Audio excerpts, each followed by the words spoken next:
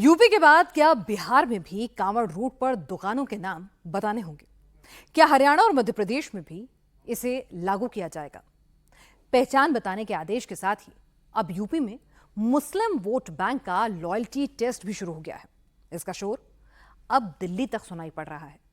Budget सत्र से ठीक पहले सर्वदलीय बैठक में विपक्ष पहचान बताने वाले इस फरमान को वापस लेने के लिए कह रहा है, तो उधर एनडीए के अंदर भी बगावती सुर तेज हो गए हैं। जेडीयू और जयंत चौधरी की पार्टी तो खुलकर इसके विरोध में उतर आई है। सवाल ये कि क्या एनडीए में सब कुछ ठीक नहीं चल रहा? क्या एनडीए में फूट पड़ गई है?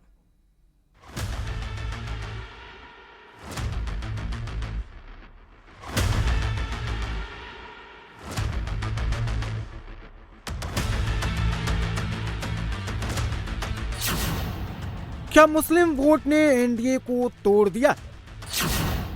जो काम विपक्ष नहीं कर पाया, जो काम राहुल, अखिलेश, ममता, केजरीवाल, उद्धव नहीं कर पाए, वो नेम प्लेट विवाद ने कर दिया। यूपी में फरमान जारी हुआ, पहचान बताओ, और दिल्ली तक इसकी शोर सुनाई देने लगी।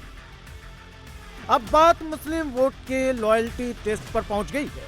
कौन सरकार के फैसले के साथ है, कौन मुस्लिमों के साथ है? ये अनप्रेसिडेंटेड है और ये सिर्फ इसलिए क्योंकि ये सरकार सीधे सीधे मुसलमानों को टारगेट कर रही है। यूपी में कांवड़ यात्रा को लेकर क्या वो मुद्दा भी उठाया गया आज की मीटिंग में? मुझे पूरी उम्मीद है कल वो उठेगा। यहाँ पे कुछ लोगों ने उठाया था। आपने एक ऐसा फरमान जारी कर दिया जो हिटलर के शासन में होता था। यहाँ कोई नाजी शाही थोड़ी चल रही है। कोई इस हिसाब से जाति या धर्म के पहचान करके सेवा नहीं लेता और ना ही इस मामले को धर्म जाति से जोड़ा जाना चाहिए। अब जयंत चौधरी विरोध क्यों कर रहे हैं उसे समझिए। जयंत चौधरी की पार्टी जिस इलाके में राजनीति करती है, जहां वो मजबूत है, वो पश्चिमी यूपी का इलाका है। और पश्चिमी यूपी के मीरापुर विधानसभा सीट पर उपचुनाव है। यह आरएलडी की सीट है और उपचुनाव में एनडीए की तरफ से आरएलडी ही इस सीट पर चुनाव लड़ेगी, ये तय है। लेकिन मीरापुर में मुस्लिम वोटर्स का दबदबा है और जयंत चौधरी पूर्व सांसद अमीर आलम के बेटे नौजीश आलम को उम्मीदवार बनाने की तैयारी में है। नौजीश आलम को उतारकर जयंत चौधरी एक बार फिर मुस्लिम वोटर्स को आरएलडी से जोड़ने की कोशिश में है। दरअसल आरएलडी की राजनीति में जाट के साथ साथ मुस्लिम अहम फैक्टर है और यही कारण है कि जयंत नेम प्लेट वाले फॉर्मूले का विरोध कर रहे हैं। तो योगी के फैसले और केंद्र सरकार का बचाव भी करते दिखाई दी। अब एक मालिक कोई और हो सकता है, ब्रांड कुछ और हो सकता है। मैकडॉनल्ड्स क्या लिखेगा? खतौली में बर्गर किंग क्या लिखेगा? पुराने ब्रांड हैं, किसी के नाम हो सकते हैं, एक मालिक नहीं कई मालिक हो सकते हैं, तो कंपनी के नाम हो सकता है। मुझे लगता है ज्यादा समझ के फैसला नहीं लिया, फैसला ले लिया तब उस पर टिक रहे हैं। ये वापस होना चाहिए। कभी ऐसा हो जाता है, सरकार वापस होना चाहिए। अभी भी समय हो जाना चाहिए या इस पर ज्यादा कोई जोर ना दिया जाए। मैं देख रहा हूँ, अभी मुझे कहीं ऐसा नहीं लगा कि बहुत कोई जोर जबरदस्ती इस पे प्रशासन का कोई दबाव है। जो चॉइस से लगा रहा है लगा ले। जहाँ तक वेज और नॉन वेज की बात है उसमें सेंस है। अगर कोई वेजिटेरियन है वो उसको ये प्रमाणित होना चाहिए कि जो पदार्थ उसमें है वो सारे वेजिटेरियन हों। कांवड़ वाले रूट पर प्रशासन जब सड़क पर उतरा तो लोग पहचान बताने लगे। संगम शुद्ध शाकाहारी ढाबे के बाहर सलीम शुद्ध शाकाहारी का बोर्ड लग गया। National tea stall Rashid tea stall बन गया। Day night cafe Shamim tea stall हो गया। यूपी में योगी ने नेम प्लेट वाला फॉर्मूला लागू किया तो बिहार, हरियाणा और मध्य प्रदेश में भी इसे लागू करने की मांग होने लगी। यूपी में तो योगी ने कहा कि कांवड़ वाले रूट पर मौजूद सभी दुकानदार अपना पहचान बताएं, तो दुकानदार अपनी पहचान बताने लगे। लेकिन क्या अब यह बिहार में लागू होगा?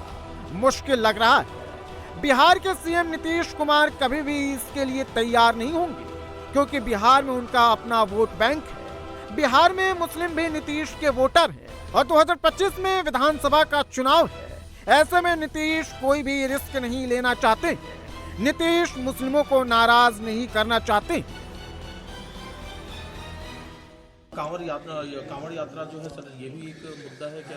नहीं, हम लोगों ने कहा, हम लोग के पार्टी का हमेशा रहा है कि धर्म और जात के नाम पर विभेद नहीं करना चाहिए कभी किसी को। सवाल यह कि बिहार में नेम प्लेट वाले फॉर्मूले को लागू करने की मांग कौन कर रहा है? बिहार में बीजेपी सरकार में और बीजेपी के विधायक और नेता ही नेम प्लेट वाले फॉर्मूले को लागू करने की मांग कर रहे हैं। बीजेपी नेता इसके पीछे दलील दे रहे हैं शुद्धता और पवित्रता की, शुद्ध शाकाहारी और मांसाहारी के बीच पहचान की। यूपी में जो नेम प्लेट दुकानों के आगे लगाने की कवायद शुरू की गई है, ये स्वागत योग्य है। बिहार सहित पूरे देश में इस तरह का कानून होना चाहिए। आप देखिए, सरकारी जन वितरण प्रणाली की जितनी दुकानें हैं, सबके आगे तो नेम प्लेट लगा रहा था, तो प्राइवेट दुकानों में लगाने में क्या हर्ज है? और ये कानून तो पहले का बना हुआ है, जो बीजेपी गवर्नमेंट वहां नहीं थी उसके पहले का ये कानून बना हुआ है। योगी जी ने इसको इम्प्लीमेंट किया है। दिल्ली में रविवार को बजट सत्र को लेकर सर्वदलीय बैठक, तो विपक्ष के साथ साथ एनडीए के नेता भी नेम प्लेट वाले फरमान पर सवाल उठाते दिखे। एसपी, बीएसपी और एआईएमआईएम के नेता तो सवाल उठाए, आरएलडी और जेडीयू के नेता भी इस फैसले पर सवाल उठाए।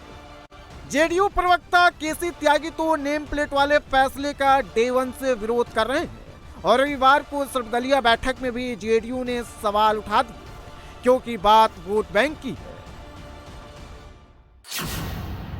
बिहार में 81% हिंदू है और 17.70% मुस्लिमों का ये वोट नीतीश और लालू में बटा है। लोकसभा चुनाव में मुस्लिमों का कुछ वोट चिराग की पार्टी एलजेपी आर को भी मिला था और नीतीश और चिराग दोनों बीजेपी के सहयोगी हैं और दिल्ली में सरकार में शामिल हैं। बिहार में विधानसभा की 243 सीटें हैं, इसमें से 47 सीटें ऐसी हैं जहां मुस्लिम वोटर निर्णायक हैं। इन इलाकों में 20 से 30% मुस्लिम वोटर्स हैं। बिहार की 11 सीटें ऐसी हैं जहां 40% से ज्यादा मुस्लिम मतदाता हैं। सबको पता है कि बिहार में नीतीश कुमार नेम प्लेट वाले फॉर्मूले को लागू नहीं करेंगे, लेकिन जेडीयू के नेता यूपी में कांवड़ रूट पर पहचान बताने के योगी के फैसले का विरोध क्यों कर रहे हैं, ये भी समझिए, क्योंकि इसके पीछे बिहार 2020 विधानसभा चुनाव के नतीजे हैं। सीएसडीएस के सर्वे के मुताबिक 2020 के बिहार विधानसभा चुनाव में 77% मुस्लिम मतदाताओं ने महागठबंधन को वोट दिया था, जबकि 11% मुसलमानों का वोट ओवैसी की पार्टी एआईएमआईएम को गया था। 12% मुस्लिमों का वोट बीजेपी, जेडीयू और बीएसपी के बीच बटा था, यानी जेडीयू को 10% से भी कम वोट मिला था। 2020 में नीतीश की पार्टी जेडीयू 11 मुस्लिम कैंडिडेट को टिकट दी थी, लेकिन सभी चुनाव हार गए।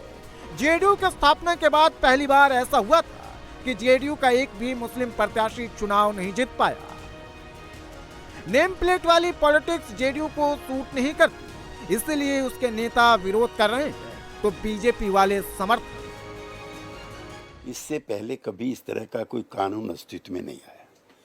कांवड़ यात्राएं खाली यूपी में नहीं, बिहार, राजस्थान, मध्य प्रदेश और हरियाणा प्रांत में भी निकलती है।